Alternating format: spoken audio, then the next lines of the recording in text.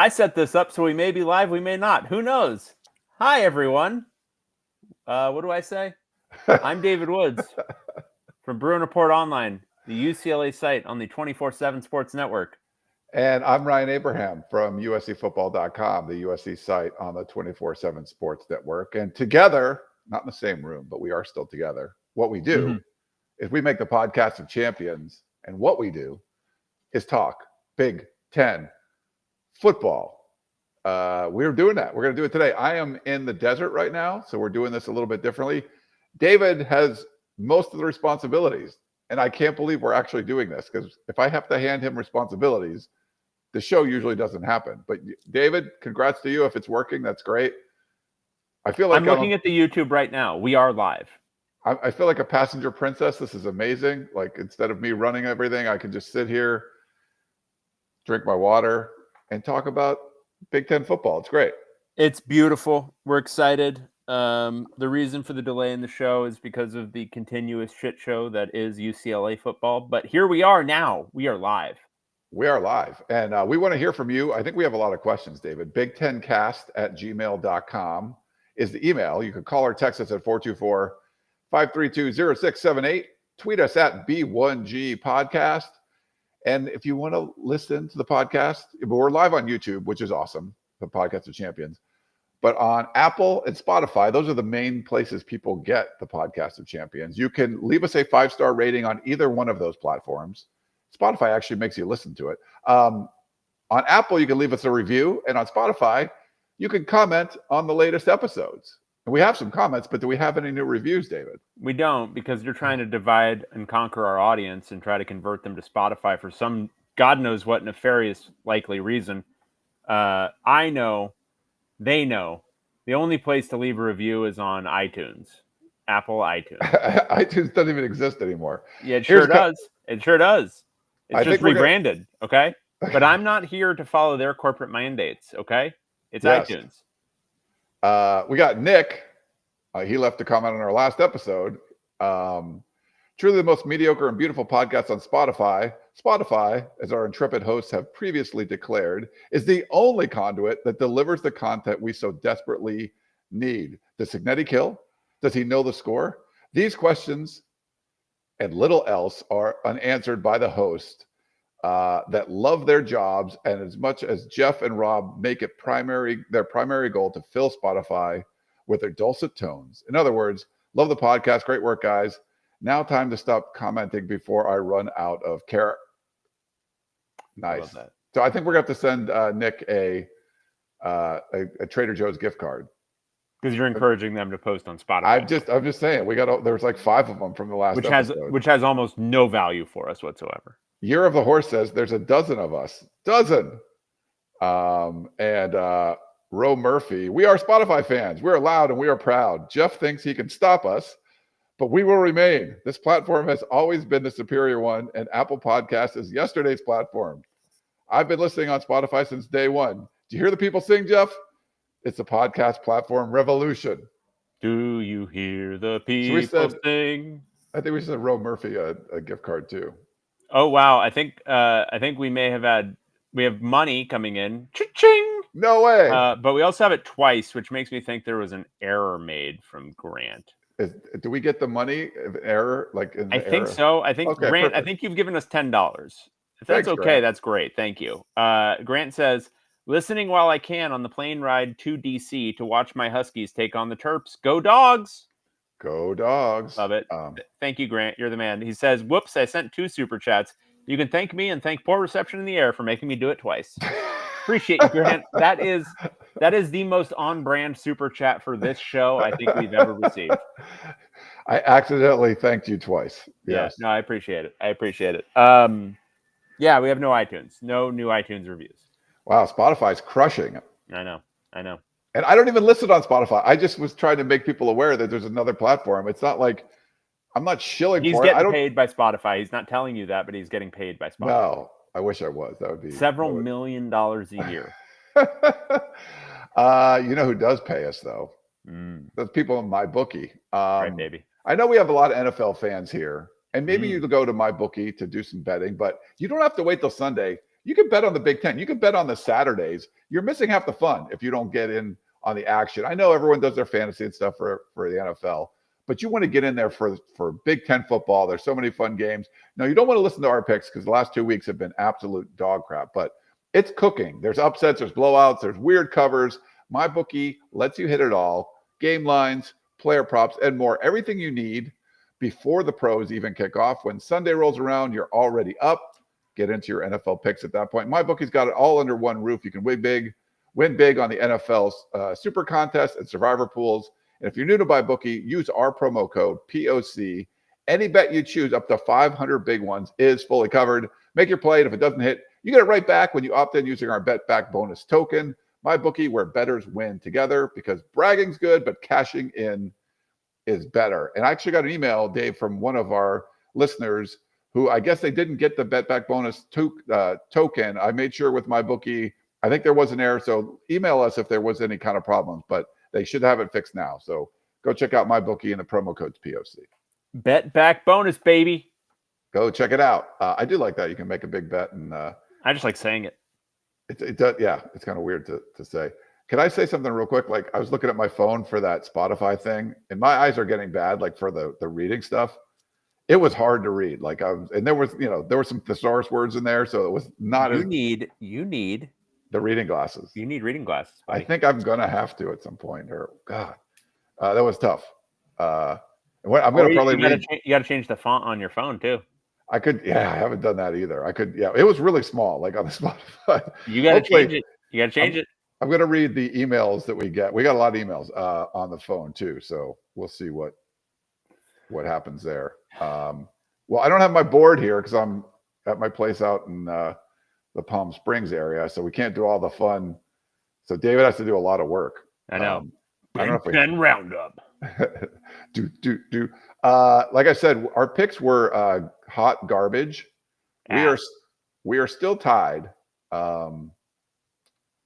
What do I have? Yeah, we were 2-4 each of us against the spread. Again, there were some really tough ones. There was a very tough beat. At least one very tough one. Some tough beats. We are now under 500. And I don't know. I think maybe 1 year we might have been. We'll get back. We're 25-26 against the spread. So that wasn't very good. But we got to go through our roundup and talk about all these teams. So should we start that now? Yeah, let's do it. We have number 18. UCLA Bruins. What's the song? Or actually, we'll just make noises. Roar! Yeah. It's hard to figure out what they did. And then they were going to number 16. The Northwestern Wildcats. Nice. You like that? That's pretty good. Yeah, so Northwestern was a 6.5 point favorite. I took Northwestern, Ryan took UCLA, and UCLA somehow covered. Northwestern won, of course, because this is the UCLA 2025 season. Northwestern won 17-14. What I was struck by most in this game... We're 17-0, right? Yes. Okay. What I was struck by most in this game is that... these are two terrible football teams. UCLA was terrible in the first half, and then Northwestern, like UCLA should not have covered. Like that shouldn't have happened in this game. They very much should have and did. Northwestern in the second half drove the field.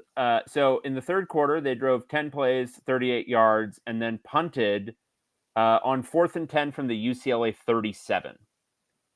Don't do that. Then they went 17 plays, 67 yards, got it all the way to the UCLA 2, where they attempted a field goal. Don't do that. You're running for like minimum 4 yards every single time you run the football. What are you doing? So they didn't score in the second half, which allowed UCLA to make this a little bit prettier than it was.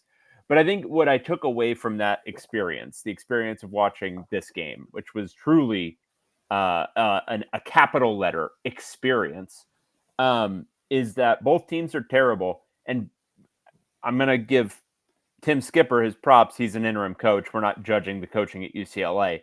Northwestern is a terribly coached football team. Like David Braun, I'm not sure he knows how the game is played. Because do not kick that field goal from the 2. Not in reality, also not in the context of this game. And UCLA blocked the kick, which is why I bring that up, because it was important for the potential for covering. Right. But yeah, UCLA ended up covering. 2 terrible football teams.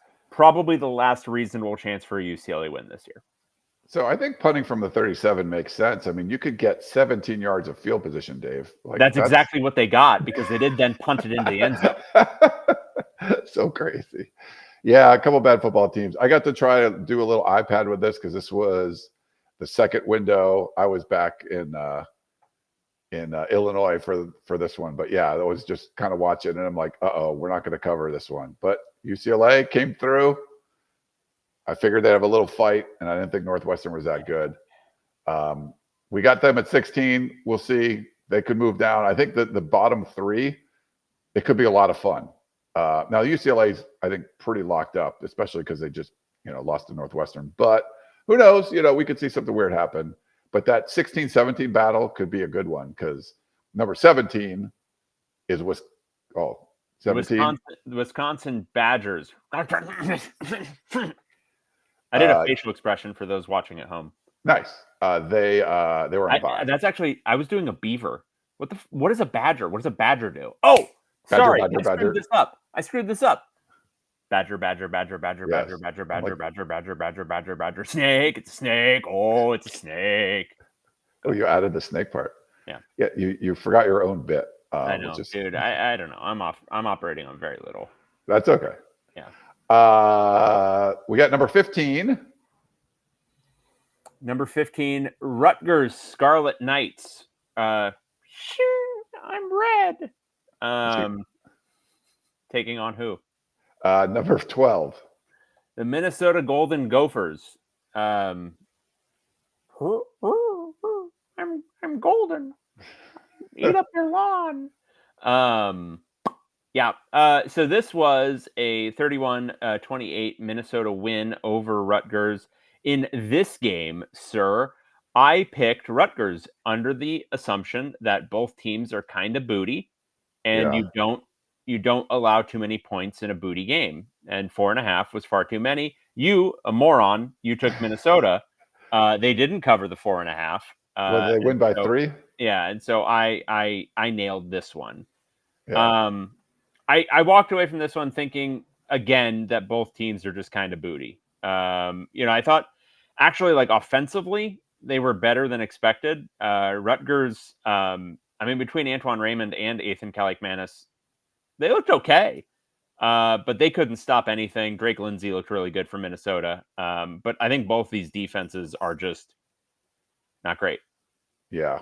Minnesota, I just at the beginning of the game, Rutgers was like dominating everything, and then they started to fix things. But at the beginning, it looked like Rutgers was going to pull away and just blow them out, and I was like, oh, this isn't good. And then Minnesota came back, and I was like, okay, maybe we'll get the cover there, but it was just too much. But they really, it was like Minnesota was sleepwalking through the beginning of this game. But you could see in little portions for both these teams that looked pretty good, and other portions that just looked god awful. So no, both teams are butt. Okay, I'll trust you on that one. Number 14, the Purdue Boilermakers. We're making a train. They were on a bye. They were on a bye. And then we have number 13, Michigan State Spartans.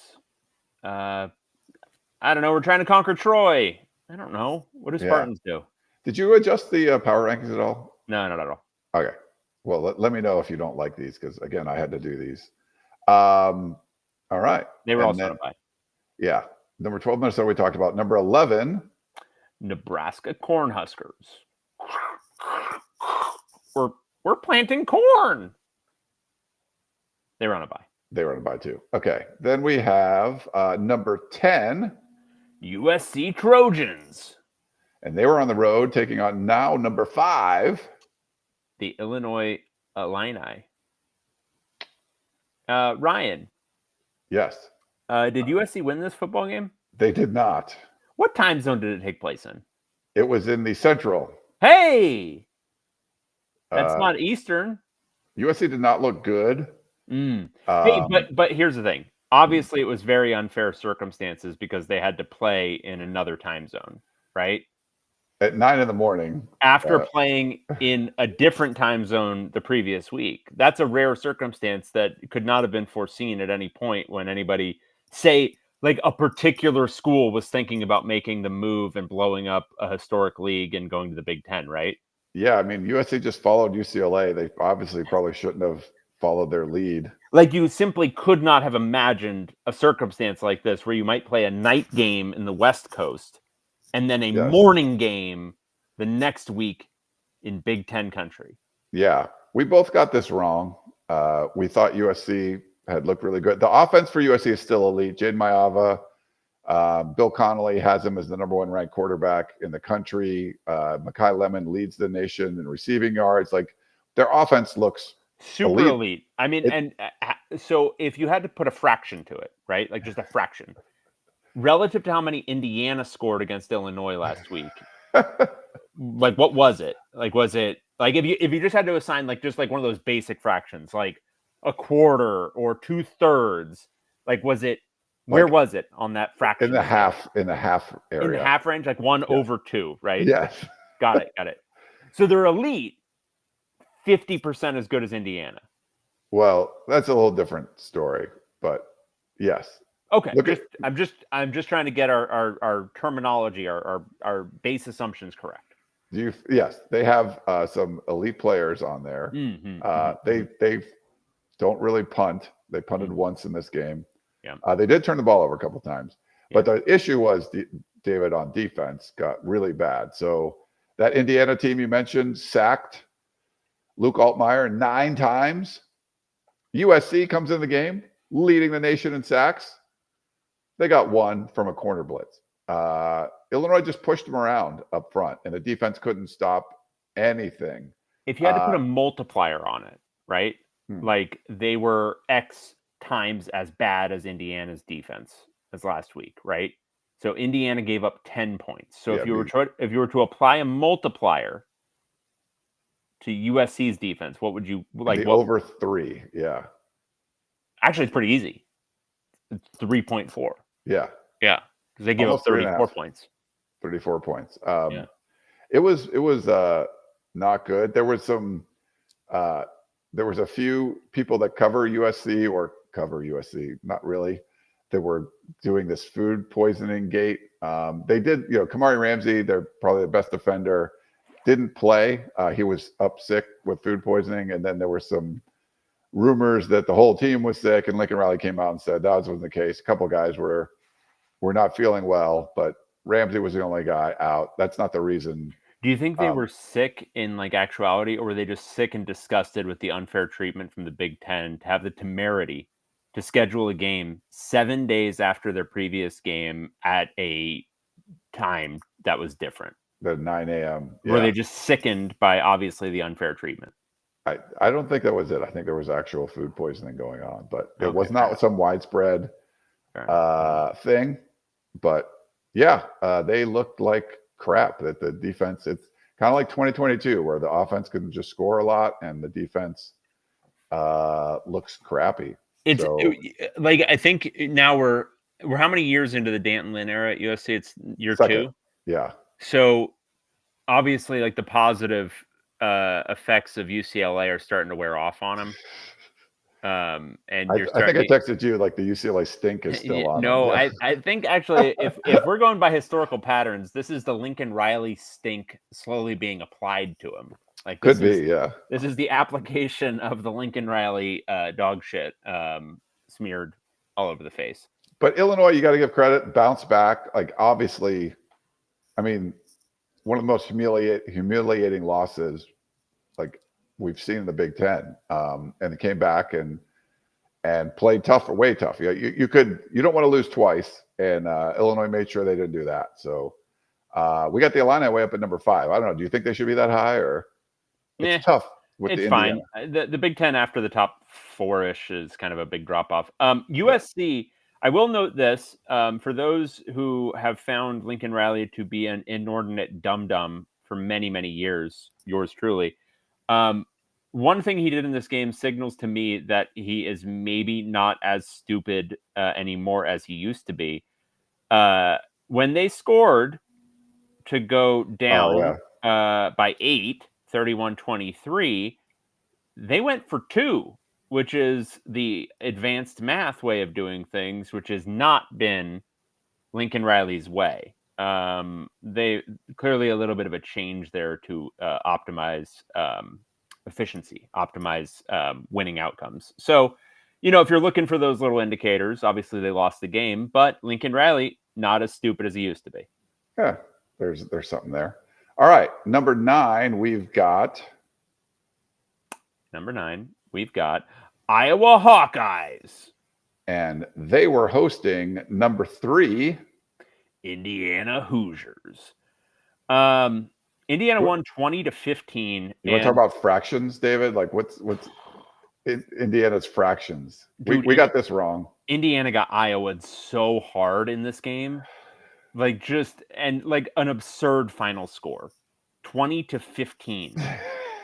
What's happening out here? Fernando Mendoza's running out to take a safety at the end of the game. What is going on? Okay? Stop it.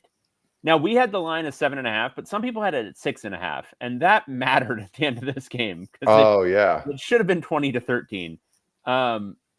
But just an absurd game. Really annoying to watch because it felt like Indiana was doing a lot and then just wouldn't score. And over and over and over again, they were like driving fine, and then they just couldn't get over the hump. They had, I think, 2 turnovers on downs. It was one on a 4th and 1 that was late on their own 48, but there was another one early where they got it down to the Iowa 27, and they had a 4th and 1 and didn't get it. And it's just like, come on. But no, I mean, it felt like Indiana controlled the game, but they were in danger of being Iowa the entire time. Yeah. Which, I don't know. I've only watched 2 full seasons of this league, but like I really don't want to watch any more Iowa football. It's such a just tough watch all the time, and this one was too. Stop taking something beautiful and making it ugly. Okay, Indiana football, beautiful. This beautiful, delicate little thing. I love it so much. And then Iowa, just Iowaing all over it. No, none of that. And quarterback got hurt, right? What am I? Gronowski? Yeah. Gronowski, yeah. Yeah, the good old Hank Brown came in.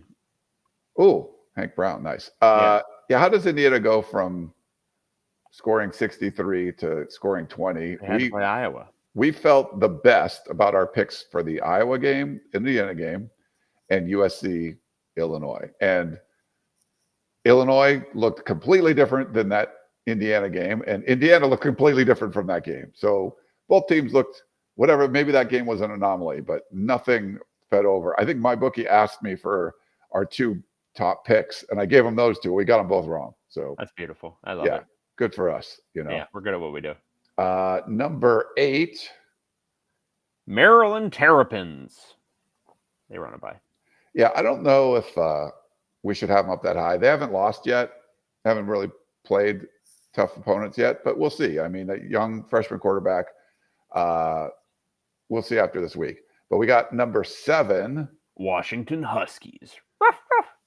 And they were hosting number 1, Ohio State Buckeyes. A bunch of falling nuts. Got it. Ohio State won 24-6. This was an absurdly low score for a long, long time. Washington just kind of dirtying up the game, I think, in a lot of ways. I never really got the impression that Washington was going to walk away with a win unless something insane happened. Yeah. I think they held it to the level it could be for as long as humanly possible. And then I won't say the floodgates opened. It's just Ohio State, kind of stopped shooting itself in the foot and just kind It of was inevitable. You knew what was going to happen. Like inevitability. it was eventually going to happen. Washington just really couldn't score. There just wasn't, and it's not that like I really do think a lot of it just comes down to relative talent. Ohio State has a bunch of NFL players. Washington's got a couple, and that kind of told the tale. I like Jed Fish as a coach, despite the pianos falling on his head very frequently. I don't think he's. I think he's like a solid, when you factor in everything, like a solid B plus. But I think to out scheme Ohio State when you've got such a talent disadvantage, you probably need to be an A. And I think the thing with Fish is if he keeps recruiting the way he's recruiting there, they're going to close that gap to some extent. It's never going to be, they're never going to be on equal footing with Ohio State, but they can be better than they were in this game talent wise. And so, I don't think it's a hopeless cause, but I think they're still at the kind of beginning stages of rebuilding the talent, like to that level. Obviously, it's still a very good team, I think, Washington this year, but they're not there yet. And I think that game kind of showed that, where, yeah, they can be competitive for a little while, but the talent's going to win out at a certain point. I think this early on, Washington actually moved the ball pretty well. And I think fairly early, like first half red zone trips, and they got 6 points out of it. So I think it was one of those things where they got to move the ball, and then the Ohio State defense stiffened, and it didn't even look like they were close to scoring. It's like, so how did you get the ball into the red zone? And and they had did you remember the fake field goal? I don't know if you saw that. It was horrible. I don't know. Was that piano worthy? I'm not sure, but I don't mind taking risks, but it just didn't look good. No.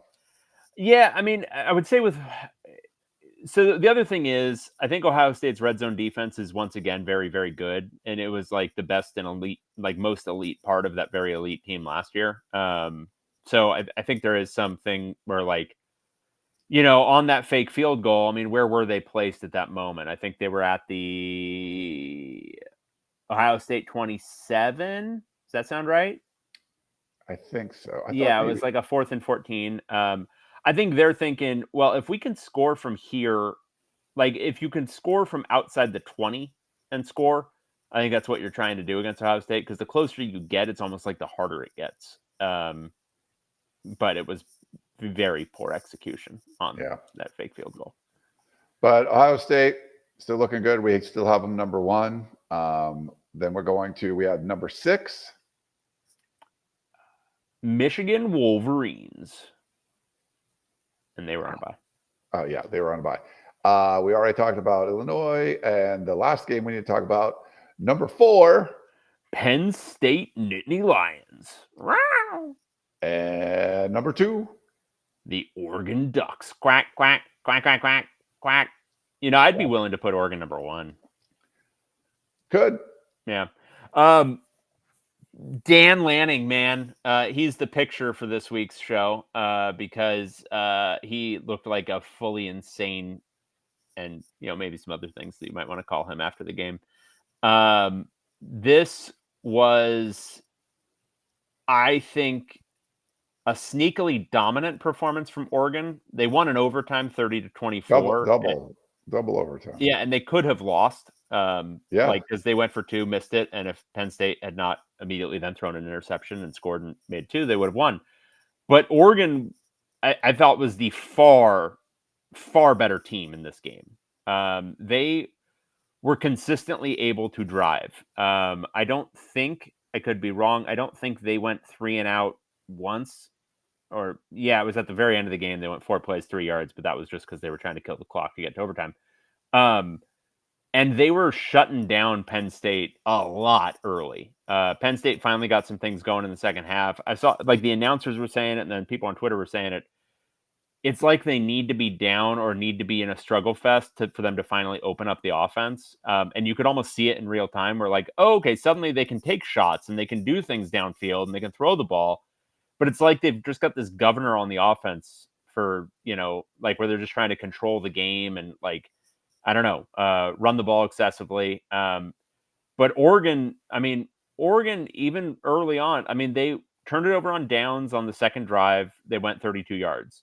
They missed a field goal on the third drive, but they went 46 yards. They scored a field goal on the fourth drive. They went 51 yards. Even at the end of the half, they went 30 yards. And that was just the first half when they only scored 3 points. In the second half, things really got going for Oregon.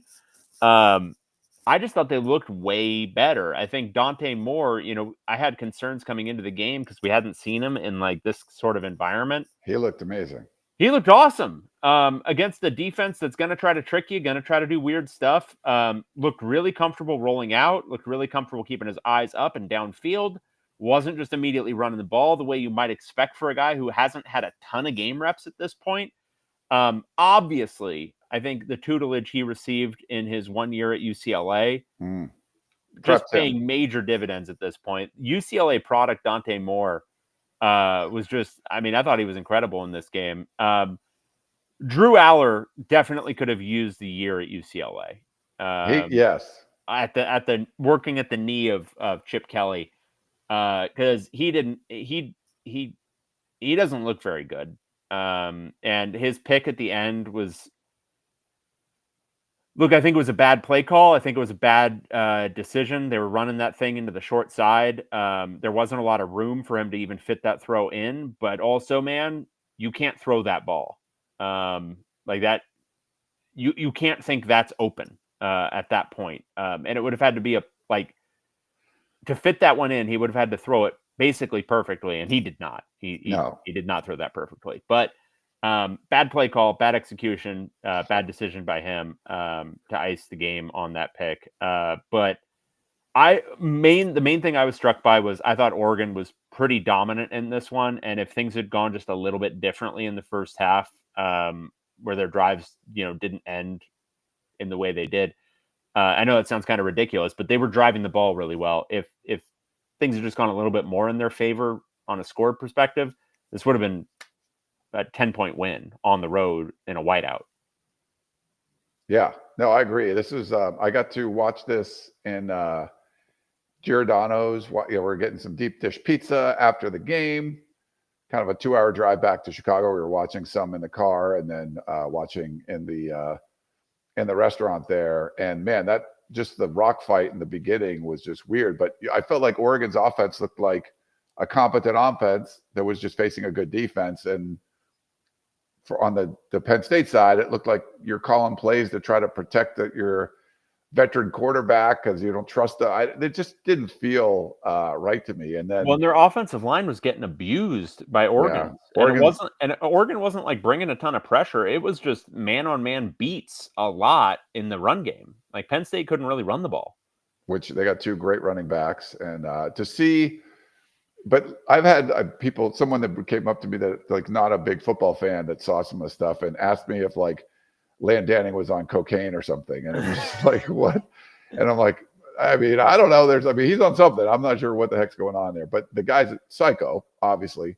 But I don't know if you saw, and then I think I was sitting next to Connor, who writes for me, and it was 3-3, and then Oregon scores 2 touchdowns. It's 17-3, if I'm not mistaken. And he does the throat slash, on camera. And it's like, that's going to come back to haunt you probably, And but at the time, if they got a safety, it would have felt like you were never going to, But to score 2 touchdowns felt like the game was already done. And so give Penn State credit for coming back and being able to tie it. But it's like you saw that offense for that stretch, and you're like, where the hell was this before? Like, are you playing just to not, if you played like that the whole time, who knows what could have happened? And you could have got a lead early instead of you basically let Oregon hang around. They were playing better than you. And then they take the lead and come back. And then it was like, I don't know what was going on in Landanning's head at that point, but to think that you've got it, you do the throat slash, and now it's tied, and then it's overtime, and you're behind. It's like pretty crazy because Penn State scored the first overtime, right? And then takes the lead, and just wild. And so, yeah, that was a crazy. Two really good teams. We'll see. We saw Penn State's offense not be good against some bad teams, or not be great at least. And you want to be great against the kind of crappy teams, and you're worried like, well, what happens when you play a real team? and the offense was putrid for a lot of this game. So I got some concerns with Penn State, but Oregon looks like the real deal. I think both of us thought they would take a little bit of a step back, still be good, really good. But, we thought Ohio State might too. But those two teams both look elite. And Penn State, you still got these questions. Yeah, and one thing I'd add is, I honestly thought Lanning should have kicked the field goal when they scored that second touchdown. You thought he should kick a field goal? Wow. Well, the way I was thinking about it was Penn State is not moving the ball at all, so just go up 2 scores because God knows they're not going to score more. They're not going to score twice. Yeah. And you don't want to get stuffed on 4th and 1. But then it turned out they absolutely needed it. So what do I know? And the other one that I thought was interesting is at the end of the first overtime, they score the touchdown and they didn't go for 2 right there because the analytics crowd will tell you you want to just end it right there. But Oregon was better. But it could have haunted them because they didn't then get the 2 on the next time down, which maybe is why they didn't like their 2-point play. I don't know. Yeah. But they could have lost the game in the second overtime pretty easily. So I don't know. It was an odd game because it ended up being so close when it didn't feel that close. Yeah, is basically the way I'd put it. I agree with you there. Yep. All right. Well, that's a recap. We got to try to do better on our picks. Oh, let's talk about the targeting thing because this is one where we've gotten so stupid about targeting that we've sort of reverse engineered it being okay to just hit somebody in the head with your helmet. Where it's we used to have just helmet to helmet was a penalty. Yeah. Can we bring back helmet to helmet as a penalty and not have targeting if you're literally headhunting? But can we just bring back helmet to helmet? We had that on in the restaurant, I think. So we didn't have sound, and then they're it wasn't in this 8-inch spot right here. It's but he's bashing into him with the helmet. Head bounced back. It was I don't know how that wasn't. I still don't know. It doesn't need to be targeting. It can just be helmet to helmet, but it should be a penalty. It looked like a penalty.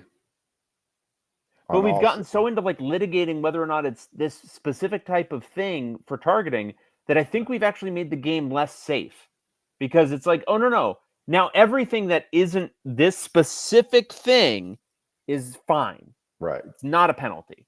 And it's can we bring back helmet to helmet or unnecessary roughness applying to this in some way, just so it's a 15-yarder? Not that it needs to be targeting and somebody kicked out of the game, but can we just bring back the 15-yarders for some of this crap?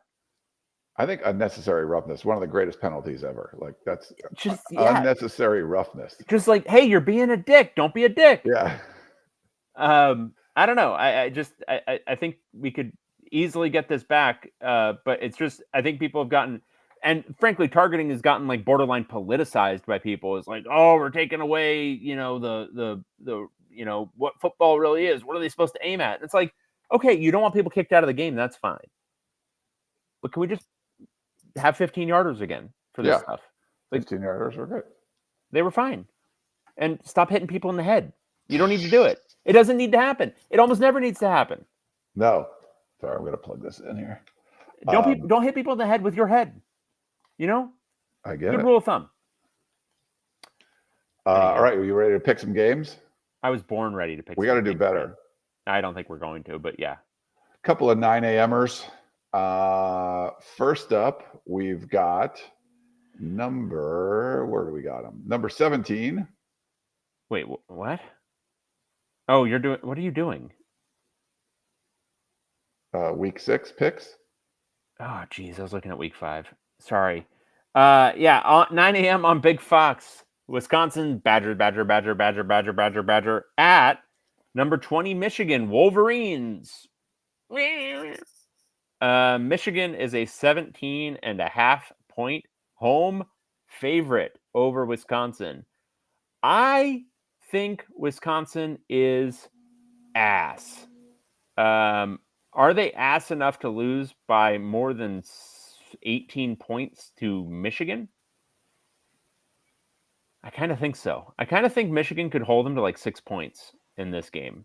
So Yeah, give me Michigan minus Yeah. 17.5. I really believe that Wisconsin is ass. That's why I have them at number 17. Mm-hmm. My gut says take Michigan. My gut's been very wrong the Mhm. last couple of weeks. You've been very wrong the last couple of weeks. And you know what one of the stats from last week's picks were? What? Of all the games, Mm. the only underdog that didn't cover was Washington. Mm. So if you took the points in every game, you would have went 5 for 6 or whatever it was. So Got it. it's Okay, a lot so of points in a got Big it. Ten game. Meaningless stat. Got it. Okay, cool. Michigan, no. I'm going to take Wisconsin. Badger. What is the average points scored by Wisconsin in the last 2 games? Is it like 10? 12. 12? Yeah. It's bad. Yeah, it's not good. We'll see. Yeah. Yeah, we will. We certainly will. So I guess you just do these because I don't have the sound effects. So Sure. 9 a.m. on the Big Ten Network. Number 22, Illinois, going on the road to take on feisty Purdue. Purdue is a 9.5-point home dog. Give me a reason why I shouldn't just take Purdue and scoop up those points. So I'm going to take Purdue, but I was thinking USC beat Purdue by 14. Yep. USC lost Uh-huh. to Illinois Uh-huh. by 2. Uh-huh. So should Illinois beat Purdue by 12? I don't know what are we doing here? Transitive some property. weird math. Okay. I do feel I thought Purdue was okay, but they didn't look good. They did get a bye week just now, though. They did get a bye. They didn't look good against Notre Dame. But it just seemed to be different home and the road. And is Illinois as bad as they looked at against Indiana? Like, I don't think so. But I kind of think Purdue's offense can score some points. So, and I think Illinois put a lot into the USC game. So I'm going to take Purdue in the points. Okay. But I'll take Purdue as well. Are you good? Okay. I think I should switch now. Yeah, you should. Okay. We got the 12:30 window. 3 games in this window. All right. First up, 12:30 p.m. on CBS. Number 7, Penn State traveling to the Rose Bowl to take on UCLA. UCLA is a 24.5-point home dog. I mean, the most important question is what's the money line, right? Right. Because we're thinking about that one. UCLA is obviously going to get killed. The question is exactly how killed. And the question is, how equipped is Penn State to kill anybody right now? Like, they could win this one 27-0 and cover. They could also win it 24-6 and not cover. Like, are they going to pour it on? Like, are they capable of pouring it on with the state of their offense? Like, can they score? Like, here's the thing. If they score more than 35, they're going to cover because UCLA is that bad offensively. UCLA parted ways with its offensive coordinator Tuesday night this week. Yes, everyone out there. So he's been there for a few years or something? Or how long was he there? No. How long was he there? He's been there since April. Oh, wow. Yeah. He almost lasted a year. That's pretty good, right? Yeah, it's pretty good. He lasted 4 games, and they parted ways with him midweek. He was at practice on Tuesday. He was gone Tuesday night. They're installing a new offense. So my point is UCLA is going to score probably at most 10 points in this game. So if Penn State scores over 35, they're going to cover. Can Penn State do that? Will they do that? Will James Franklin choose to do that, or will they just try to sit on UCLA? Because UCLA is so bad, and there's no point in really trying to exert yourselves. What do you think? James Franklin has been prone to not exerting himself, not exerting his team. Give me Penn State. Wow. I'm UCLA could get shut out. Like they might be running a new offense They might have tried to install a new offense this week. That could be good. The last one stunk. Well, yeah. I mean, I think anytime you can install an offense and run it 3 days later, I think you've got to try, right? Yes. Yeah. So if you hire like a head coach who's never been like a coordinator before, the one thing you want to do is obviously hire coordinators that have a lot of experience calling plays and stuff. So I'm sure, was it Sinceri? Is that his name? He must have been, Sinceri. Like years of play calling experience, right? Is that, Not a minute of play calling. Oh, yeah. To go with the rookie head coach that's never been a coordinator either. Wow. So you have like a head coach that's never a coordinator and a coordinator that's never a coordinator. Were there any like position coaches that were coordinator? I don't know where that came from. Doesn't seem like a good plan. But what I'm going to go back to is, you remember Purdue, was it last year? It was last year, I believe. I think they played Illinois and they fired the offensive coordinator. It was Ryan Walters, whatever, like the head coach, who's a defensive guy, takes over play calling, and they scored like they covered the spread, scored a bunch of points, and then they stunk like the rest of the year. Boom. Give me Bruins. Give me 24.5 points. They're going to do something. They're going to figure out some stuff. Oh, you and I both agree. They are going to do something. It will be interesting. It will be entertaining. It will also more than likely be an absolute chaotic shit show. Yeah. So the only thing I'm worried about for UCLA covering is that obviously Penn State has the home field advantage here, right? There's going to be kind of loud for the offense in the Rose Bowl. But did you hear it's a blue out? No. So a few things here. One, UCLA marketing is marketing this as a blue out. So when Penn State's, what color are they? Yeah, they were navy blue. But that's one. Two, there's going to be like 4,000 UCLA fans in attendance. Yeah. Total of like 35, and 31 of them will be Penn State. Well, maybe could they say everyone wears blue when a whole bunch of Penn State people there wear blue? They make it look like it's UCLA fans, even though they probably have white pom-poms cheering for the Nittany Lions. And three, how close is blue out to what's going to be the result of this game? Like phonetically, phonetically. Blackout, kind of, yeah. Blowout. Blowout too, yeah. Blew out. Blowout. Oh, okay. It's past the blew tense. Out blowout. It's the past tense, yes. Yeah. Not good. Not good. Not good. Bad marketing. Anyway, UCLA is going to get killed. I've got Penn State here. He's got UCLA. All right. Next up. 12:30 on the Big Ten Network. Washington traveling to Maryland. Maryland is a 6.5 point home dog. Sorry, Huskies. Maryland outright. Zero doubt in my mind. Yeah, I like Maryland a lot in this one too with the points. I don't know about winning the game, but we've seen what Washington lost at Rutgers last year. It's a long trip. There's going to be some kind of hangover from the Ohio State game. Yeah, the 6.5 points. And Maryland's young quarterback looks really good. You're going to have two really good young quarterbacks going at it in this one, but I'm going to take the home team. Okay. Yeah. Cool. All right. Next up, also at 12:30 on the Big Ten Network, Louisiana Monroe traveling to Northwestern. Northwestern is an 11.5 point home favorite. Let's look at UL Monroe. Why do we have this? What is this for? I don't know. UL Monroe is 3-1 on the season.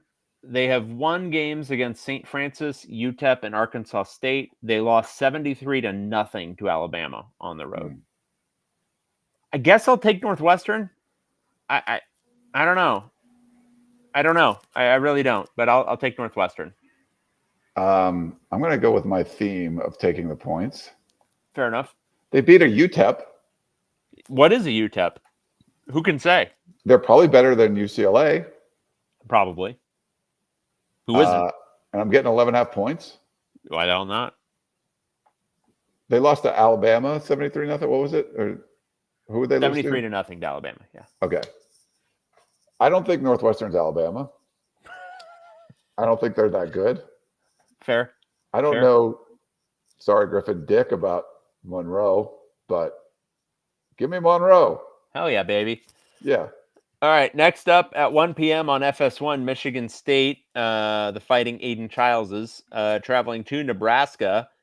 Nebraska's an 11.5-point home favorite. I see no reason that Nebraska is 11.5 points better than Michigan State even at home. So I'm taking Michigan State here. I mean, I think I'll have Nebraska winning, but like a touchdown, not 11.5 points. Yeah, I mean, is Nebraska 11.5 points better than like a box of Oreos? I don't know. Like maybe, maybe not. That's a lot of points for no. Like Aiden Childs hasn't been, turning the ball over much. Like there's some, they look improved. I got to see them on the road at USC. They definitely look better. I feel like they could just keep this one close. I like Nebraska to win, but 7 or 10 points. 11.5. I'm like, all right, just give me the points in this one. Yeah, agreed. And last one. Finally, at 4:30 on NBC, Minnesota traveling to Columbus, number 1 Ohio State. Ohio State's a 23.5-point home favorite. I know you're just taking the points this week, but I got to take Ohio State here because I'm pretty sure Minnesota's butt. Yeah, no, I'm actually going to agree with you. I think Minnesota's butt, and the only team that covered last week was Ohio State, like as a favorite. So I'll stick with that theme, and I'll go all non-Ohio State covers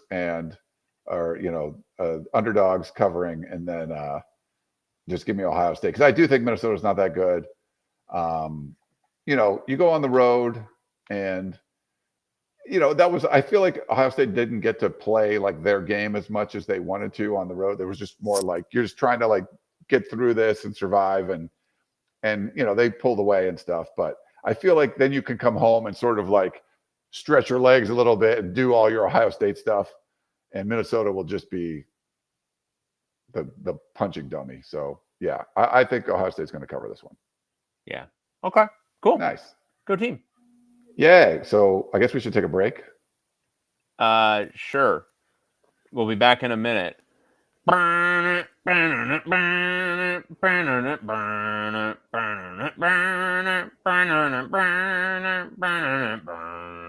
it doesn't go that long. You always go that too long. We can't do voicemails. I'm not looking at the chat. So how's the chat going? Is the chat? I don't know, man. You're not looking at the chat? See, all this stuff I normally do that David, is not doing. No, screw that. Man. Okay. I'm a fill-in. All right, where are we? Okay, we did Foster's Island. I made that clip of that. Didn't really get much. The number of times I've sung on this show and you didn't clip shit. And then the one time you break out your dulcet tones and suddenly we get a clip. I can't really. We get it posted on Twitter. Yeah, I don't know. Man. You can do it. You know how to do this stuff. Jesus. This is from Leo. So, aren't we on Quinn? Oh, maybe is it Quinn? Did we not do? I don't think we did Quinn. What time did we do? We did this on Wednesday, right?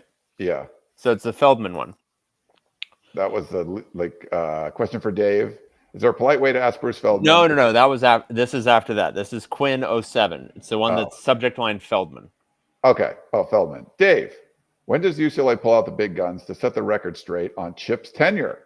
When do we fire the bazooka and unveil Chip as the fraud he is? When do we expose the bad faith game these talking heads are playing? When do we unleash our troll supreme to take them down? When does David Woods begin his campaign to glorious victory? Quinn 07. P.S. Watch Aliens Earth. I need another season. Yeah, I don't know. I mean, I've done a lot. I mean, I've tried my best here. Really? I don't know what else. I mean, there's other stuff to be done, I suppose. I'll consider the situation. To his point about Alien Earth, yeah, it's pretty good. I haven't seen it, but I love alien stuff. So these are like Alien is like sort of the backdrop of the show. It's a lot more about other stuff. But worth a watch. It's interesting Okay. sci-fi mess. Okay. Frank in Sacramento. Question again. T. Boone Pickens died in 2019. 5 years later, Oklahoma State football stunk. Will it take that long for Oregon Ducks football to stink after Phil Knight goes to heaven? I'm assuming Phil Knight's going to like set up some trust or something. It's just I would imagine. Yeah. Okay. Because, but, and I don't think Oregon's going to stink. Like they've also risen far beyond where Oklahoma State was ever. They pushed the ceiling a lot higher. Than Oklahoma State was just like out kicking its own coverage. Yeah. Oregon's like elite. Yeah. All right. This is a text message. I'll go to Ari back to pack and place some bets. Wait, I'm sorry. That was not the right one. That's sorry about that. It's from Dave. Go for it. No one cares about the weather. They want the real reason people live in California. Sorry about that. That's a text. I'm reading that to my phone, so it's a little bit different than I'm normally doing. So why people live in California? Because we had that discussion, and Dave went off on people that live other places and stuff, and pissed off a lot of our listeners. That's not what I did. Totally did. No one cares about the weather. They want college football as soon as they wake up on Saturday morning. I've been up for 3.5 hours, and there's still no football on. Really bring down the tailgating vibes. How do East Coast people live like this every week? It super sucks. I mean, growing up there, I never noticed it. But then once I moved here, you're like, oh my God, this is so much better. It's so much better having 9 a.m. football. Yeah. And like some people like the Central, and like you're like in the middle, like it's 11 a.m. Like that's just dumb. Like noon, whatever, but like you got to stay up till like 3 a.m. and watch games. Like, but that's not even Hawaii. Come on. No, it was made for the West Coast. Yeah. 9 a.m. till about 10, 11 p.m. There is a bias, but in many cases, it helps us when it comes to kickoff times. Yep. This is also from Dave. New respect motor East Coast fans. I have been drinking for 14 hours. How do they do this every week? Acknowledgement, Dave. P.S. Please thank the man playing Beastie Boys outside Husky Stadium for 5 hours after the game. Not sure what I would have done without him. Carver Willis should be Heisman favorite. UW outscored number 1 Ohio State when he was in. Once injured, he was out. If gambling is now acceptable, why not drinking? If Huskies not win, I don't want to win Survivor Swim. I am winner. Jay, shout out to Stalin and tequila. I was overwhelmed with Jell-O shots. Sad day. Pac-12 would never Big Ten Vader. When we go back to Pac, 5 a.m. wake up no good. Thank you, Dave. David didn't have a stroke. He was just reading that as it was written. Correct. Thank you, Dave. Eloquently said. We got a text from Webfoot. Fun fact, Lincoln Riley is now 0-12 against the spread outside of the state of California. Okay. Unrelated for Dave, do you know what would be even funnier than UCLA going 0-12 this season? Going 1-11 with the only win coming against USC. And that win eliminates them from the playoffs. Obviously. Now, obviously, that would be the funniest possible outcome. Yeah. It's the funny you think they're going to make the playoffs that's funny to start. That's also funny because USC is it's riding a bullet to 7-5 right now. But like 2 weeks ago, you said their floor was like 9-3. And now they're going 7-5. I was like, I didn't even think that. You're like, their floor is 9-3. I'm like, what? No. 7-5, baby. Yeah, that would be funny. You're right, Paul. All right, this is from Colt. Another Bruin letdown. Hi, Ryan and Dave. Another weekend, another Bruin loss. At this point, they're struggling to even match the mediocrity of this podcast. Anyway, Dave, some questions for you. We at least saw some new offensive looks with Nico getting more QB runs called for him, which was a welcome change. But why can't Tino dial up a few more wrinkles? Through 4 games, I don't think they've even tried snapping on a second clap to bait offsides for a free 5 yards and free play. Nico does his half-hearted fake claps, but is our offensive line really incapable of holding still for a fake clap and then reacting to the second clap? Is Tino in over his head? Why can't he manage a 2-minute drill? And why does the offense feel just as ineffective as the defense? Thanks for answering. A truly defeated Bruin. Maybe they should consider they should fire that guy. Oh, wait.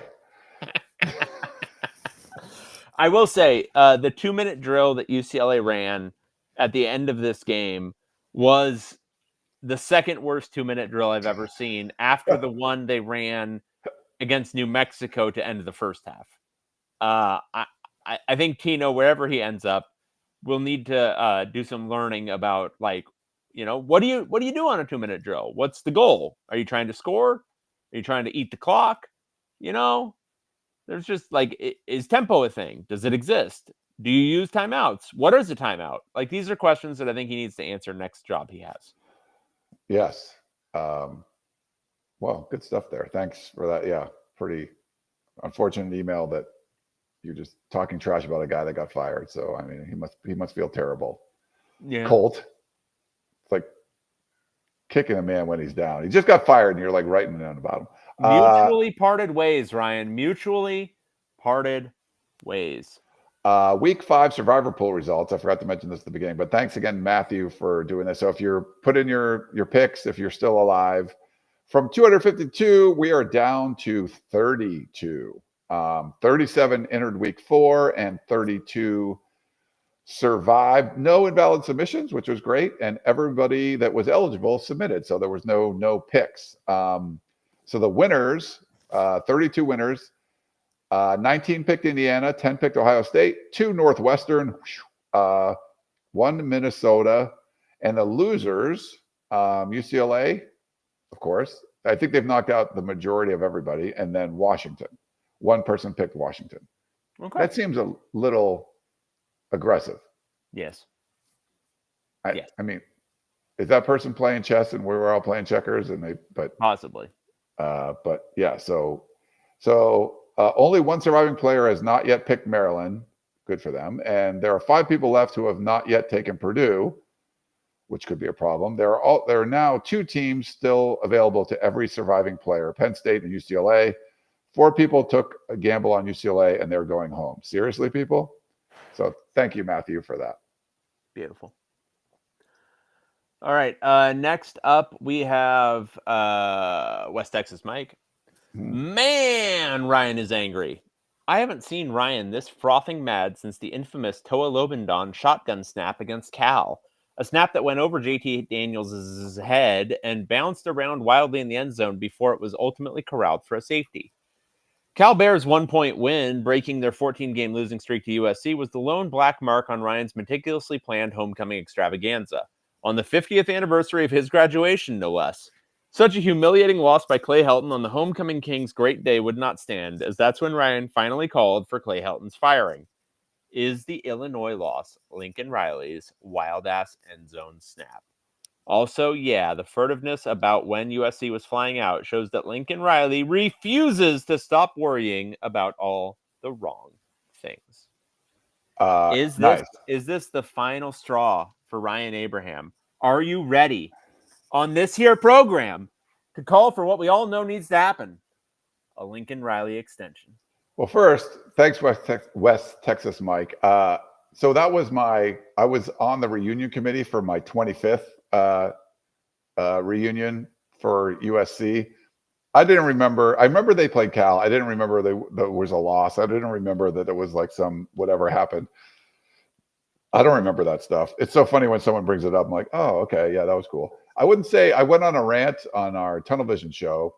I don't think it's angry. I'm just like telling you what I thought. It was pretty bad. Remember when Deshaun Foster, RIP, was taking people like David in the media and not letting them do things at practice, and you knew the team wasn't going to be very good. You're like, well, what do you worry about that for? USC flew out on Thursday, which makes sense because it was going to be an early game. But Lincoln Riley had kind of defended the fact that they like flying out the day before, so he changed it before the Illinois game. And I still don't have a reason why. I know it's not like I haven't found any good reasons why you would not. They had to keep it quiet. Like the media people told us, I wasn't there, but the other guys at practice, hey, they're going to leave Thursday, but don't say anything. What are you worrying about that for? Like, why is that a thing? Like, who cares? I know it's not easy to switch charters once you already schedule them and all that stuff, but yes. So his point, why are you worried about that? You got to worry about beating Illinois, and they didn't end up beating Illinois. But yeah, I wouldn't say angry. Just I was like, that was a very winnable game. You would say enraged. You would say frothing No. at the mouth, I don't, possibly ready to commit crimes. I don't care that much. I'm just saying, like, all the talk that you had in the offseason about how you made things better, the David Woods of the world saying the floor for this team is 9-3. You needed to go beat a team that just lost by 53 points the week before. Like, don't look like ass on the road. Sorry, Griffin. And you don't want the other team to have the bounce back moment. You want it to be that one loss turns into two, and you just gave them, you gave them an opportunity. But don't you think that was a product of the Big Ten just being unfair in its scheduling? Like, I mean, seriously, I mean, obviously USC should have won that by like 3 or 4 scores, but if not for the fact that it was at 9 a.m. Can you believe that USC took the lead in that game? Like, no business having a lead. 0 in that game. No. They were winning with under 2 minutes left. Insane. Yeah. All right. A follow-up from West Texas, Mike. Also, would you tell Coach Hyde next time that USC fans who listen to your show aren't the kind who kick their dogs or slap around their wives? Please? Jesus. Okay. I'll pass that along. Please this do. is from Matt. Next UCLA coach. In parentheses, I don't know what to do that. Dave, what's the feasibility UCLA could hire a coach with the dual title of football operations director, so they would not only be the head coach, but also have complete autonomy on the football side of UCLA athletics? Martin Jarmon would retain his AD position for everything other than football, so there's no buyout needed for him. There's a new head coach / whatever the title would report directly to Frank. The new control could stroke the ego of coaches such as Urban Meyer to take the job, knowing he has complete control. Their salary would be a combination of head coach and UCLA grand poobah, so it could pacify the regents as well. I just don't see head coach at UCLA being an ego stroke enough to land someone north of the talent a Carl Durrell type could offer. If not, what do you feel could make the job more attractive at this point in UCLA football glory? From Matt. Hey, man, to be fair, Carl Durrell was a wide receiver coach for the Denver Broncos, who had won a Super Bowl at some point. Not when he was there. A far superior hire to what they just did. So what I would say for just generally this thought, because it's been talked about, not just by like random fans, but by people who might have some hand in decision making. I think it's kind of dumb. I think the idea of retaining an athletic director who's getting paid $2 million a year to not manage football, the only part of the athletic department that makes any money, I guess basketball, but really, what are you paying him for? Yeah. Why do you still have him? And as I pointed out, I think on this show, but like other times, is any head coach who's an Urban Meyer type or whatever, they're going to ask, why are you retaining that guy? Like, what's the point? And it reflects poorly on you as an institution. If you're not willing to why is he here? If you're not willing to just eat whatever the buyout is and fire a guy, then what else are you going to put up with? You know, what other incompetent boobery is going on there? Incompetent boobery. Nice. Incompetent boobery. So I think like once you make the determination that a guy cannot be in charge of the only aspect of his position that makes any money, then you've made a decision that guy shouldn't have his job anymore. Not let's reassign him. Like what are we doing at that point? Are we doing like Milton with Office Space? Are we just gonna put him down in the basement with a stapler and then at some point we're just gonna fix the glitch and stop paying him? What are you doing? Just no. It costs you eat to fire incompetent people who aren't doing good things and are costing you money are good costs. Like these are like the costs that build your business. You pay people generously to go away when they don't do their jobs well. So I think it's all like, it's people love it. It's like 4-dimensional chess and they like thinking about all these different ways you can, reinvent the wheel. It's really simple. You've had, really bad management of these different, programs. And if you feel the same way, then the solution is easy. and obvious. You get rid of the guy. And then you hire a new guy. And in the meantime, you may have to hire a football coach without an AD. And if you want to say to the new football coach, hey, you get to have a say in who your AD is going to be. He's still going to be your boss, but you'll have a say in who it's going to be. Then great. That's happened before. That's happened in real life. But this stuff about like, oh, the AD is going to be in charge of everything besides football. That's not a real life thing. Like, I mean, even at Stanford, it's like, I think Andrew Luck still reports to Bernard, what's his face. Like, I don't think this is a real thing. So I don't know. I mean, I think end of the day, if they determine that Martin Jarman should not be in charge of football anymore, then they've determined that Martin Jarman shouldn't be the athletic director anymore. Yeah, I don't think it makes sense to split it, but I think Martin Jarman needs more time. I think you have to, maybe give him a little incentive and some more responsibilities. Maybe he could call some plays for football, or maybe put him in charge of like a broader purview. Like he's in charge of the university. Like just make him the chancellor. Succession plan with Julio Frank. Martin Jarman walks in. I like it, but to be fair, but like. I get the point is they're trying to make the job more attractive. Unfortunately, I don't even think you'd want that. Like now you need like an extra head coach. Like you need your general manager to be super powerful to, like, instead of giving more power to one guy, it's almost like you need a really good head coach, but then also this great personnel staff to figure out all the other crap that it's really hard for a head coach to be able to do. So I think you don't need to consolidate power. You need to like have more good people. It's like more good hires are necessary.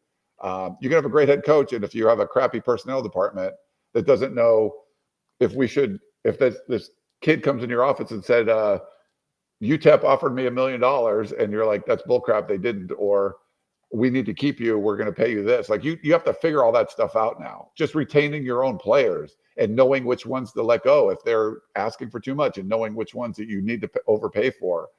And how you manage all that stuff. Like, I think you need extra people for that, not one person to do even more shit. Wow. Okay. But yeah, you should fire Jarman, obviously. And don't, Yeah. Football's the most important thing, even at a basketball school like UCLA. If your AD is not involved in football, he's not your AD. I need to bring that up for the Big Ten guys who are listening, because they're not familiar with my perspective and the general perspective on this from anybody you talk to. But even at UCLA, and at UNC and at Kentucky and all these schools that are quote unquote basketball schools, football is the straw that serves the drink. It is first and foremost, it's still the main revenue producing part of the university, of the sports program. But second, fan interest is way more profound on the football side, even for UCLA, even with the state of the football program. Like when football is doing well, or relatively well here. We're at UCLA. We got to lower our standards. But relatively well, like our site, way more interest in football than basketball. And that's just the reality of college athletics right now. College football is the thing. And so even at a basketball school, you got to get football right. I think the only one where it might be even slightly different is Duke. And that's a very, very unique case. But I think everything else, including Indiana, football. It's football. It's football. All the time. I think it's Alex. Are you next? I think you're next. He's next. Didn't I just read the last one? Did I do it? No, you did it. All right. Life on the line. Hello, Dave and Ryan. David, we all know Martin Jarman must go, and it's past the point of no return. If a witch put a hex on you that you will die if Jarman gets fired or, quote, mutually steps away before the next coaching hire was made, but he was hexed, that he must say and do anything you tell him, how would you try and keep yourself alive? You're probably dead either way, but what's your Hail Mary here? Wait, hold on. The hex is... that I will die if Jarman gets fired or, quote, mutually steps away. Okay. And but he must say or do anything I tell him. So you're trying to prevent, you have to put words in his mouth so he doesn't get fired. I'm confused. I would probably just hire Jed Fish. But I don't know. This one's complicated for me, Alex. Let's simplify next time. Because he doesn't want the end of a show. Because you don't want him. You want him to get fired. I don't want him to make the next coaching hire. So yes. it's a difficult one for me because I think part of the problem is him making another coaching hire. I feel, it's just my feeling, it's going to unnecessarily limit the candidate pool. So I don't know. I don't know, Alex. That's a tough one for me. He didn't hire Chip, right? No. So here's what you would make Martin Jarmon say. UCLA, we're in Los Angeles. We're proud. Not a basketball school like David Woods just said. We're bringing back Chip Kelly. No, not at all. This was a disaster, and that's on me. We had a very unique situation. We put a lot of resources into bringing Chip Kelly into this program and needed to part ways with him earlier than we did. And what ends up happening is we were left holding the bag at a really inopportune time. We went with the Bruin legend, and we value Deshaun Foster, what he's able to do, but obviously wasn't the right man to lead us where we need to go. I need to do better as the AD. I failed all of you, and I'm going to do better. We are going to get a coach that UCLA is going to be proud of. All of our fans are going to be proud of. We're going to do an exhaustive search. We're going to fight like hell to not go 0-12 this season. And we're going to do a big search, and we're going to bring somebody that you guys will all be proud of. And the Bruins are going to be back winning championships and doing all the things that UCLA deserves. This was on me. I'm getting better. We're going to go forward and make this happen. That would probably not get him fired, right? Like, Probably. I will say that was a very good one. I was waiting for the punchline at the end of it. No. I was trying to be serious. Like, I know, and it was really good. But the punchline at the end of it would have been when you were saying, we hired a UCLA legend. It didn't work out. So what we're going to try to do is hire a USC legend, Jack Del Rio. Coming home. Was the other Fisher? You could do Jeff Fisher. Jeff Fisher. One of those, the ones that you love. But I think if you're the AD, like if you're like self-deprecating like that, and you just say, "Hey, own it," like, is this a weird situation? I should have fired him earlier.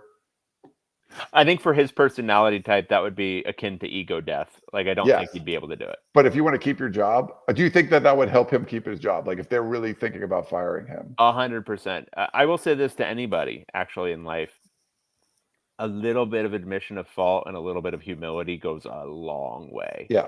I think we talked about this with the USC reporter who had the bad AP ballot a couple weeks ago. If you can just admit fault, if you have that capability, if your personality type allows it, that you can just say, "Oh crap, my bad. I made a mistake." People want to give grace. Like that's like an inherent feeling is I don't want other people to feel bad. Like you don't want people to be like, "Oh crap." You want to immediately say, "Oh no, don't worry about it. No big deal." And so if somebody provides you a heartfelt, "I screwed this up. This was totally my fault. I did not make the right choice. We're going to do better this time. We're focused on the right things. We're going to listen to the right people and we're going to make a better choice." You'd say, "Oh, okay. Fuck. All right, fine." Like, even if you were like pretty angry about it beforehand, it goes a long way. And I think people underestimate exactly how far it'll go. If you just admit you screw up. Yeah. No, I think I took it seriously. I didn't want you to get hexed. So that's what I would tell him. If I didn't want you to get hexed, that's what I would have Martin Jarmon say. Yeah, that would be a good thing to say. Yeah. He's probably not going to say it. No. This is a text message. Dear Dave and Ryan, if the fate of the universe depends on the... Wait, is this... We read this one? This is a different one. Why are all these like... We're all dying in these situations. What's going on here? The fate of the universe of the success of the following options, which would you choose among these fine choices? Okay, so the fate of the universe, everyone's going to die. A, Lincoln Riley defense getting a stop on a potential game-winning drive. B, Mario Cristobal's clock and game management winning you the game. C, James Franklin beating a top 10 team at home. Jesus. I think it's a Lincoln Riley defense. They had a couple stops last year. They've done that. LSU, like they've done that. Yeah. I The don't other know ones, that I don't Mario know. Cristobal's clock management has ever won them a game. And has James Franklin ever beaten a top 10 team at home? I don't know. He doesn't have a good record. It's got to be Lincoln Riley's defense. I think Cristobal's is last. I think that's Cristobal, oh, good God. Cannot be first. No. His bonus question, you're a young 21-year-old man living in Independence, Missouri in 1836. You're setting out on the Oregon Trail with your crew. You need to pick the crew leader and the crew sheriff. Which Big Ten coach are you picking for the job and why? And which coaches would you not pick under any circumstances? Okay. Oregon Trail, you could die a million ways.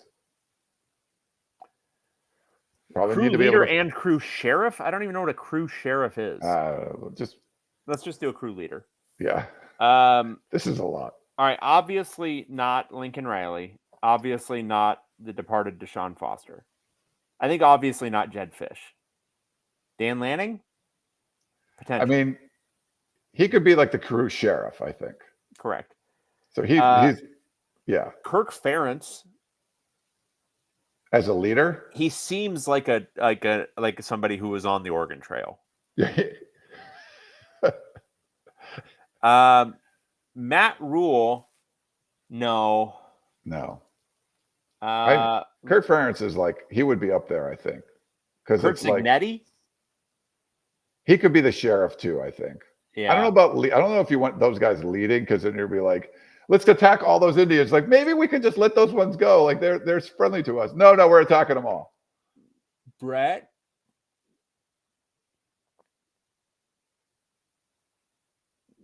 Yeah, I don't know. Loxley? James Franklin? I'm also thinking, like, who is the fattest one? Because if you get caught in the Donner Pass, right? Oh, you need, like, reserves. Yeah. Well, you might need to eat him, right? I could do, like, a James Franklin or Kirk Ferentz for, like, the leader, and then, like, Cignetti or I like that. Landanning I like it. For the sheriff. Good answer. And then we won't get into which one's fattest so we can eat them. All right, this one's next. POC hiring. David, you are the new UCLA AD bestowed with the powers to hire the new head coach. A prestigious executive search firm did an exhaustive evaluation to provide the four most qualified candidates. 1, Chip Kelly. 2, Rick Neuheisel. 3, Lincoln Riley. 4, Clay Helton. Who are you hiring and why? Thank you for this, POC Jock. I really do appreciate the question. That's all the time we have today. Well, you can't hire Chip Kelly again. Can't hire Clay Helton. So here's the question for me. Slick Rick Neuheisel or Lincoln Riley? Here's the reason I'm thinking gloves. about. Neuheisel has gloves. Here's the reason that I think Rick Neuheisel at this moment in time makes some sense. In an NIL era where the most important job for the head coach is possibly raising money, I don't know that there's many better than Rick Neuheisel at donor relations. Have you seen that man golf? He could golf every day. At some points during his UCLA tenure, he did. I'm going Slick Rick. Love it. Slicky Ricky, baby. If we've done anything over the last 10 years or whatever doing this show, you went from Slick Rick is like in the, should be in the 7th layer of hell or whatever, to now you would hire him as UCLA's head football coach. Absolutely. I feel like I've talked you into this. Yeah. I don't know him well. I've done like his radio thing a couple times. They figured out the really gloves. Liked him. They figured out the gloves since they have gloves. Yeah, they've got gloves now, so they don't. Still got the Chip Kelly budget for food. Lobster tails. Yeah. Gloves and lobster. What else do you need for a football program? Love it. Oh, practice plans in on time? We're not going to have those anymore, but there'll be a lot of money. I love it. Right. I think that's our last one. That was great. Did you look in the chat at all or no? No, I didn't look in the chat, and I'm not going to. Okay. Well, hey, I'm sure the chat's great. All those questions you have in there, we didn't get to see them. I'll look at them later. You can look in the chat. You can pull up the YouTube. I could. You're capable. I'm remote, man. What does that mean? So am I. Because I do this stuff every week. I figured you'd do it for once. Mine doesn't like feed into my little program. Actually, it does. Yeah. I just noticed. Oh, I could have been doing this stuff the whole time. Look, I'll show West Texas Mike right now. Oh, yeah. Yeah, I could have been doing that the whole time. Oh, yeah. You don't want to go get charged with it. You're already committing war crimes? Hell yeah. We did have a lot of like hypothetical, like, here's actually, a way. I gotta get a screenshot of that one. You're already committing war crimes. Nice. And I'm gonna make that our picture. There we go. Are there any questions in there? I don't know, man. I wasn't marking them as we went. You could see. I'm looking. There's a lot of stuff in here. There's a lot of people in our chat. Look at this. What I have to do all the time. How about John Gruden for UCLA? No. Okay. So I think the whole like feud or whatever that we have, like the established members of the media, and then there's a few like kind of quirky, weirdo people that cover UCLA, like you, that feel like, Chip Kelly was bad and all this stuff. But everyone mostly understands. Got it. There are shills who are buddy with people, and then write, like, for example, they write a story about freaks, and every year, for example, that Chip Kelly is employed at UCLA, there are 1 to 2 UCLA freaks on that list. And every year that Chip Kelly is not employed at UCLA, there are no freaks on that list. Like, he recruited well. Just as for instance, as a hypothetical. He was known as a great recruiter, brought in the freaks or whatever. Right. But okay, so the point is, like, hiring a head coach. I think a lot of those people where you're describing as shills are saying it's going to be really hard for UCLA to get somebody very good. And then I'll see a tweet from someone that covers UCLA, and they're like, yeah, John Gruden's not good enough. Urban Meyer, we're too good for that. And you're like, okay, so where's this going to land? Is it going to be a Carl Durrell thing, or is it going to be? It's not good enough. It's a bad fit with like a Gruden. Like I don't mind taking a flyer on some random coordinator. Like, I don't mind doing that. I think there are two approaches to hiring a head coach generally. One is you go and hire a proven guy who's going to be good at some level, and you invest the money to do that. And you got to spend big to do that. Okay. And that's an option for most schools. Like, they can go out and hire somebody, either if it's a lower level school, they can hire from the G5, bring somebody up who's a proven winner at that level. Or if it's, a top 20 program, you might be able to go poach somebody. Or you can go and go in with a plan of hiring cycles in a row, where you're thinking, we're going to take a stab at this coordinator. We're going to give him enough resources to try to make this work, but we're not going to completely give him all the leverage in the contract negotiations that we can't then be flexible in 3 years if this doesn't work out. Yeah. And then we've allowed ourselves another bite at the apple in 3 years. The problem is, because I think a lot of ADs are trying to win a PR battle when they're hiring, and because they don't have the feeling of security in their positions to have a failed hire on their resume, they don't approach it with that kind of plan. They don't get the buy-in from key stakeholders, say their boss or boosters, when they're approaching it with that plan. And so they then try to sell a hire that is not that first category, it's in the second category, as a first category hire, and they give them the contract, maybe not quite that level, but they'll give them a contract equivalent to that first category. And you screw yourself, then you can't. And then you've screwed yourself, and you're just pinning yourself to hope.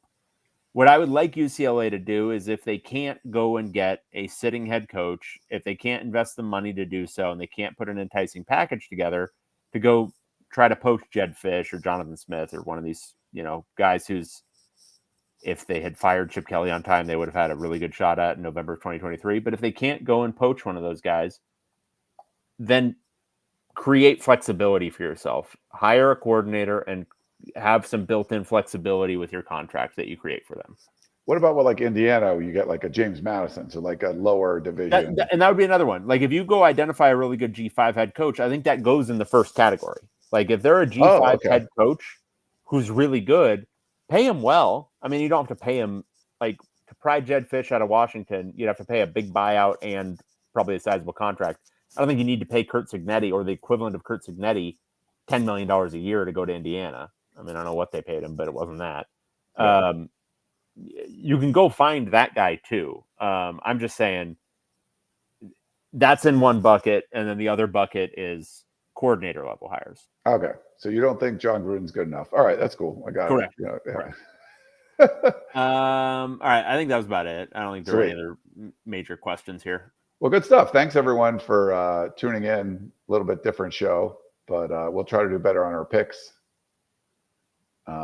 We at least need some separation. We're just like both sucking and tied. It's like, yeah, I was up by 1 for a couple weeks, and then you tied it, and that's pretty much been it. So we need a little excitement in our picks. So I picked some different ones this week. What my philosophy is just take the points. So that means points. All the favorites are going to roll. Absolutely. Yeah. All right. Well, that's going to wrap it up. I'm Ryan Abraham for David Woods. Hope you guys enjoyed the show, and we will talk to you next time. Bye.